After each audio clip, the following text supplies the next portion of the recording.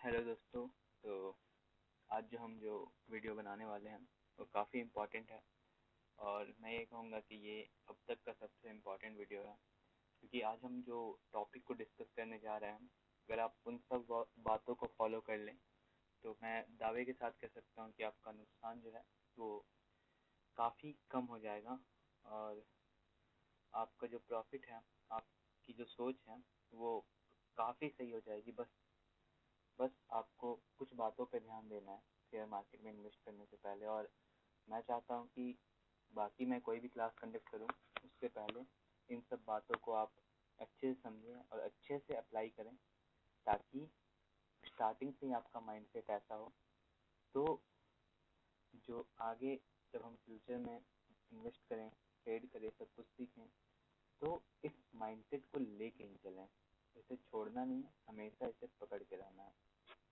ठीक है। और जो हम बात सुनते हैं कि स्टॉक मार्केट में सिर्फ 1% लोग ही पैसा बनाते हैं, बाकी 99% लोग पैसा गवा देते हैं, तो आखिर ऐसा क्या करना है कि हमें उन 1% लोगों में रहना है, ये 99% लोगों के कैटेगरी में नहीं रहना है।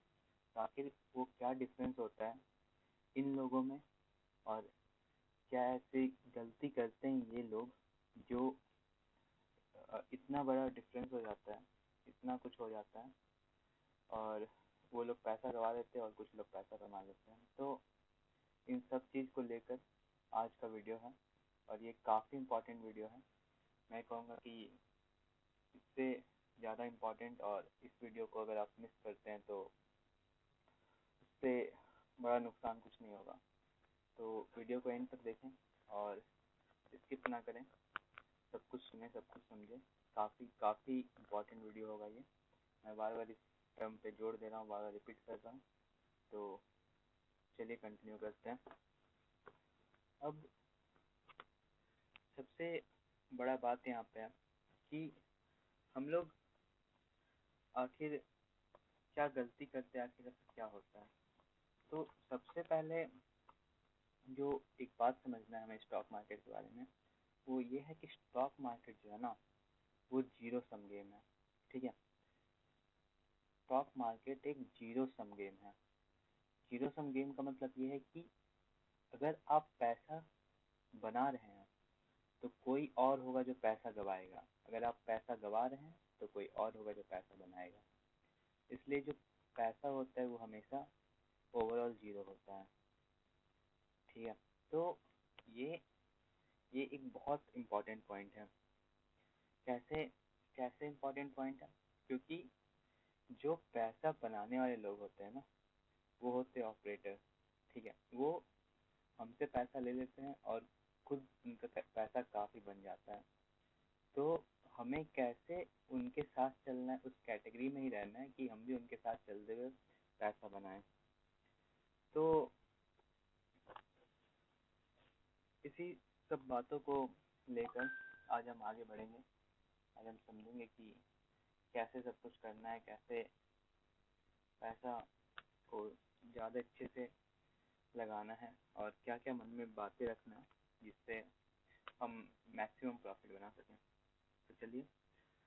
तो अब बात ये है ना कि जो मैं बोल रहा था कि ऑपरेटर पैसा बनाते हैं, तो ये जो ऑपरेटर होते हैं वो जनरली बिग प्लेयर्स होते हैं जिनके पास काफ़ी ज़्यादा पैसा होता है और वो अपने पैसे से किसी भी स्टॉक को हिला सकते हैं। हिला सकते हैं मतलब किसी भी स्टॉक में मोमेंटम ला सकते हैं। अब जरूरी नहीं है कि हर स्टॉक में मोमेंटम आ जाए। किसी किसी स्टॉक में मोमेंटम लाने के लिए 1000 करोड़ भी सफिशियंट है और किसी में आप 50,000 करोड़, 1 लाख करोड़ भी लगा दें तब भी उस स्टॉक में कुछ चेंज नहीं आ सकता है। तो इस बात को जानना बहुत ज़रूरी है।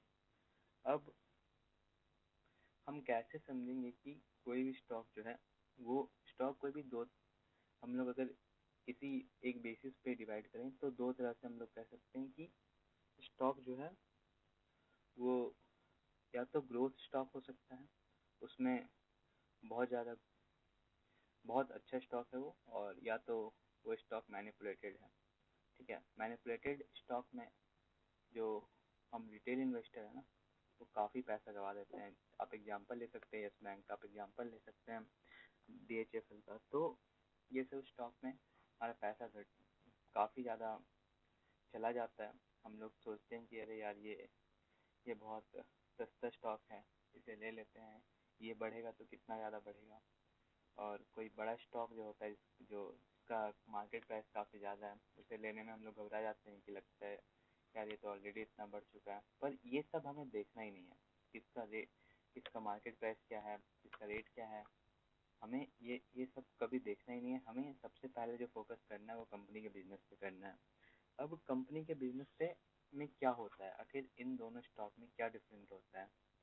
तो सबसे पहला जो डिफरेंस होता है वो ये है कि जो ग्रोथ स्टॉक है ना, उसका जो मैनेजमेंट है, ग्रोथ स्टॉक का मैनेजमेंट जो है वो काफ़ी अच्छा मैनेजमेंट होगा। ठीक है, ग्रोथ स्टॉक का मैनेजमेंट जो है वो बेस्ट मैनेजमेंट होगा। और ये कंपनी जो है वो कुछ ऐसा प्रोडक्ट बनाएगी मार्केट में जो कि काफ़ी यूनिक होगा।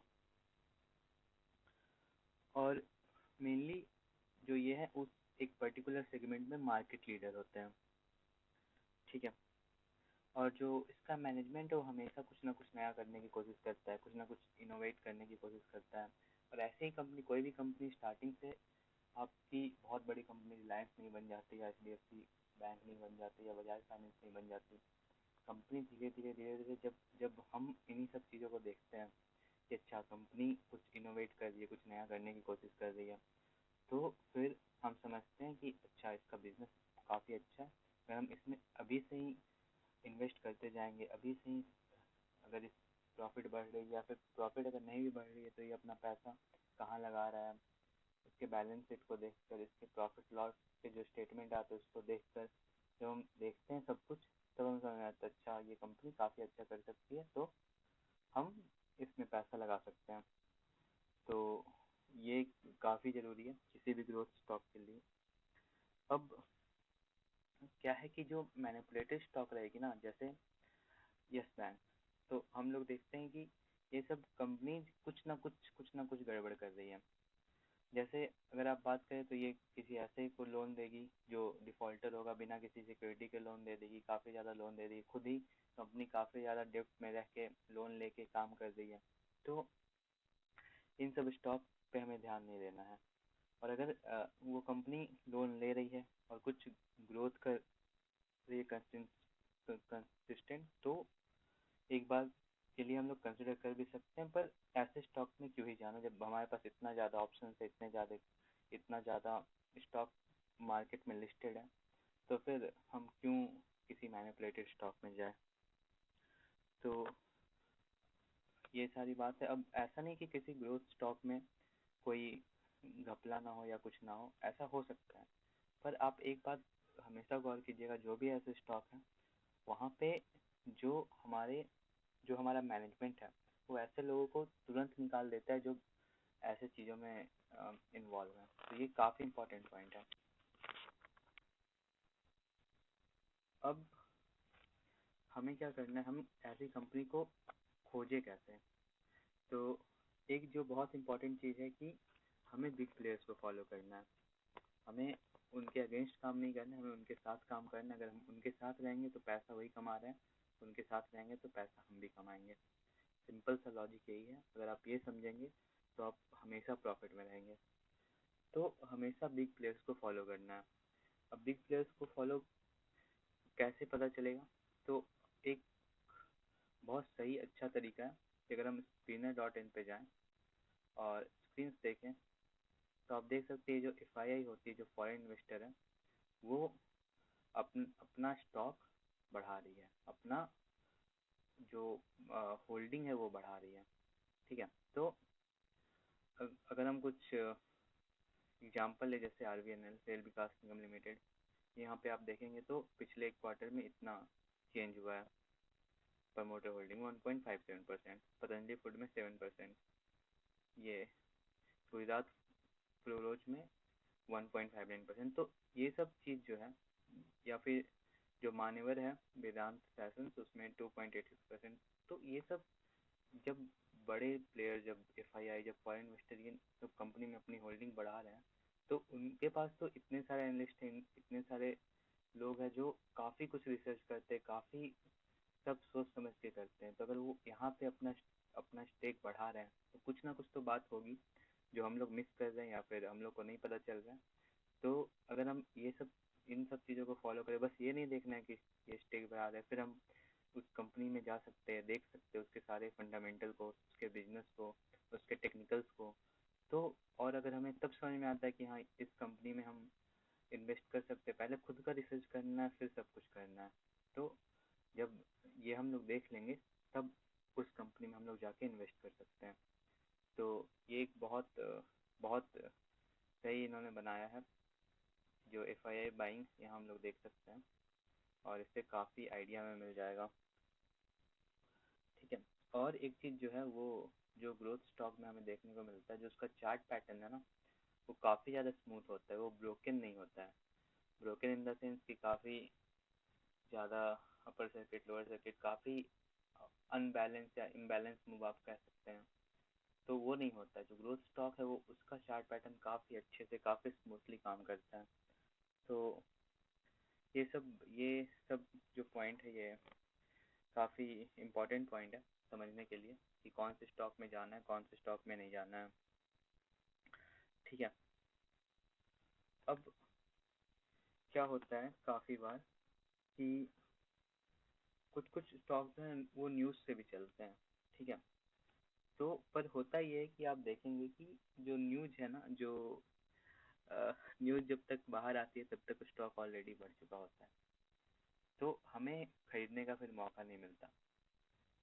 तो इन सब चीज़ को समझना कि हाँ न्यूज़ आने से पहले ही हम लोग कैसे कैसे समझ लें कि ये जो स्टॉक है वो उसमें कुछ चल रहा है। तो एक बहुत ही इम्पोर्टेंट चीज़ है वो है कि जो बड़े प्लेयर होते हैं वो कभी भी अपना पैसा ऐसे नहीं लगाते कि हाँ मुझे 1 लाख शेयर खरीदना है तो मैं ठीक है 100 रुपये के रेट पे खरीद लूँगा। नहीं, वो एक रेंज में खरीदते हैं कि ठीक है मैं 80 से 100 के बीच में कर दूँगा। तो जब ऐसे खरीदते हैं तो जो ये चार्ट पैटर्न है ना वो कुछ इस तरह से बनता जाता है, बनता जाता है, बनता जाता है, और एक बार जब ये एक्युमुलेशन फेज ख़त्म हो गया तो उसी वहाँ पे एक फिर ब्रेकआउट होगा और ये प्राइस काफ़ी ऊपर चला जाएगा। Same in the case of जब वो लोग सेल करते हैं तब भी कुछ ऐसा ही होता है। तो ये काफ़ी इम्पोर्टेंट पॉइंट है। अब कुछ कुछ और भी बात है, वो ये है कि राइट माइंडसेट के बारे में तो मैंने बोला ही कि काफ़ी वो ज़रूरी है राइट माइंडसेट होना। उसके बाद हमें एक डायरी बनाना चाहिए जहाँ पे हमें लिखना चाहिए, जहाँ पे हमें नोट करना चाहिए कि आखिर ऐसा क्या हम लोग सही कर रहे हैं, क्या गलत कर रहे हैं, क्योंकि अपने अपने एक्सपीरियंस से लोग काफ़ी कुछ सीख सकते हैं, और अगर अपने एक्सपीरियंस से सीखते हैं तो वो काफ़ी अच्छा होता है। ठीक है। अब ज़्यादा हमें जो है वो टिप्स टिप्स पे काम नहीं करना है। ठीक है। और कोई रैंडम इन्वेस्टमेंट नहीं करना है। जब भी कुछ करना है तो अपना खुद का एनालिसिस करके करना है, जो है जिस एनालिसिस के बारे में हम लोग नेक्स्ट क्लासेज में पढ़ेंगे। तो ये काफ़ी ज़रूरी है कि अपना खुद का एनालिसिस करें और उसके बाद ही कुछ इन्वेस्ट करें। और जहाँ पे हमें अच्छी अपॉर्चुनिटी मिल रही है, जहाँ पे भी, वहाँ पे हमें उस अपॉर्चुनिटी का काफ़ी अच्छा फ़ायदा उठाना है। ज़रूरी नहीं होता कि आप हमेशा, कभी कभी मतलब ये होता है कि कंसिस्टेंट रिटर्न मिलता जाता है, पर जहाँ जो कहते हैं ना कि मौके पर चौका मारना, तो जहाँ अच्छी अपॉर्चुनिटी मिल रही है वहाँ पे अगर हम ट्रेड करें, तो अगर हम उस पॉइंट पे ज़्यादा पैसा बनाएं, तो ये सब बातों का भी हमें ध्यान रखना है। ठीक है। और वही एनालाइज करना है खुद से कि आखिर क्या हुआ, कि अगर कभी लॉस हो रहा है तो आखिर क्या गलत किए हैं, और उसको अगर हम लोग मेंटेन करके रखें तो वो भी काफ़ी अच्छा होता है। और खुद के एक्सपीरियंस के साथ साथ दूसरे के एक्सपीरियंस से भी सीखना काफ़ी ज़रूरी है।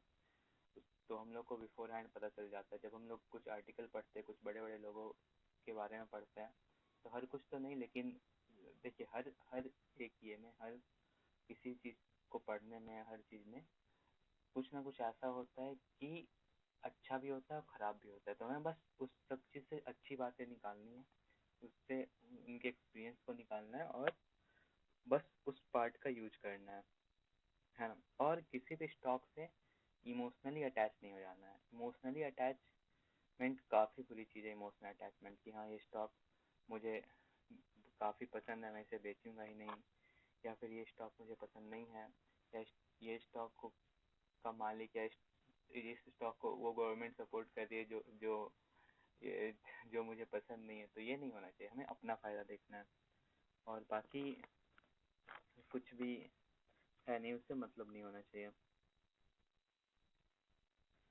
तो यही सब पॉइंट है। और एक और जो इम्पोर्टेंट पॉइंट है कि स्टॉक को स्टॉक मार्केट मतलब इन्वेस्टिंग और ट्रेडिंग, ये सब चीज़ों का ना एक बिजनेस की तरह हमेशा करना चाहिए कि हाँ ये हमारा कोई बिजनेस है, हम लोग बिजनेस कर रहे हैं और इसमें कभी अगर हमें छोटा प्रॉफिट भी मिल रहा है तो हमें लेते रहना चाहिए, ताकि हम कंसिस्टेंटली अपने कैपिटल को बढ़ाते जाएं। जब हमारा कैपिटल बढ़ेगा तो हम और ज़्यादा इन्वेस्ट करेंगे और ऐसे ही कंपाउंड इफेक्ट काफ़ी काफ़ी बड़ा चीज़ है कंपाउंड इफेक्ट। मैं इस पर भी एक क्लास बनाऊंगा और एक मैं रिकमेंड करूंगा आप सबको एक बुक पढ़ने का, जिस बुक का नाम है द कंपाउंड इफेक्ट। तो उस बुक का ही नाम है द कंपाउंड इफेक्ट, ठीक है। अब ये बुक जो है, ये के जो ऑथर हैं वो हैं डैरेन हार्डी। ये बुक आपको पेपर बैक क्वालिटी में फ्लिपकार्ट, अमेजोन सब पे अवेलेबल है, और या फिर हार्ड कॉपी भी है तो आप ले सकते हैं। इस बुक को पढ़ने के बाद आप किसी स्टॉक मार्केट या फिर कुछ एक पर्टिकुलर चीज़ के बारे में नहीं, आपके पूरे लाइफ में काफ़ी ज़्यादा चेंजेज आएगा,